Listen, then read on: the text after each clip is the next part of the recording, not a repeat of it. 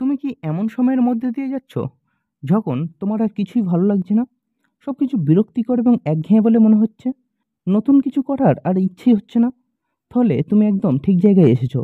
এই ভিডিওতে আমি শেয়ার করব 7টি এমন টিপস যেগুলি দিয়ে তুমি নিজের বিরক্তিকে 10 মিনিটের মধ্যে দূর করতে পারবে। তো চলো ভিডিওটা শুরু করা যাক। বিরক্তির প্রথম কারণ হলো স্থিরতা। যখন আমরা এক জায়গাতে বসে কাজ করি অথবা পড়াশোনা করি তখন আমাদের মধ্যে এক প্রকার বিরক্তির জন্ম হয়। এই বিরক্তিকে কাটানোর সবচেয়ে সহজ সমাধান হলো বডি মুভমেন্ট করানো। এই সময় 1 মিনিট দাঁড়িয়ে হালকা স্ট্রেচ করুন, অথবা 10টি জাম্পিং জ্যাক্স করুন, অথবা রুমের মধ্যে খানিকক্ষণ ঘোরাঘুরি করুন। শরীর নড়লে মস্তিষ্ক থেকে ডোপামিন নামে এক প্রকার হরমোন নির্গত হয়, যেটা আমাদের মুডকে ইনস্ট্যান্টলি ভালো করে দেয়। বিরক্তিকে কাটানোর দ্বিতীয় টিপস হলো 5 মিনিটের ছোট টার্গেট। অনেক সময় বিরক্তি আসার কারণ হলো আমরা বিশাল কিছু করতে চাই, কিন্তু শুরুটা কোথা থেকে করতে হবে তা আমরা বুঝতে পারি না। তাই বড় কিছু না ভেবে 5 মিনিটের একটা ছোট্ট টার্গেট বানাও। যেমন, আমি শুধু একটা পেজ পড়ব, আমি শুধু 5 মিনিট দৌড়াবো। এভাবে নিজের মাইন্ডকে বুস্ট করুন। বিরক্তিকে কাটানোর তৃতীয় টিপস হলো হ্যাবিট ব্রেকার বা নতুন কিছু করা।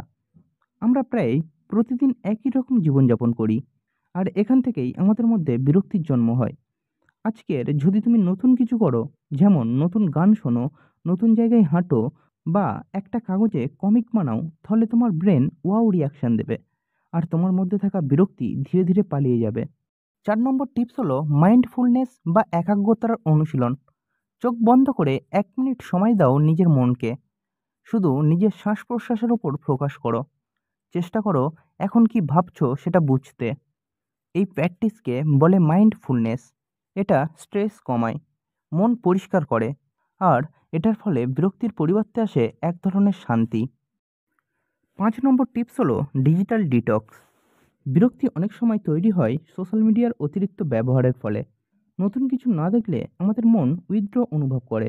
এই সময় মনকে স্পেশাল কিছু ট্রাই করাও, যেমন 30 মিনিটের জন্য স্ক্রিন অফ করে দাও।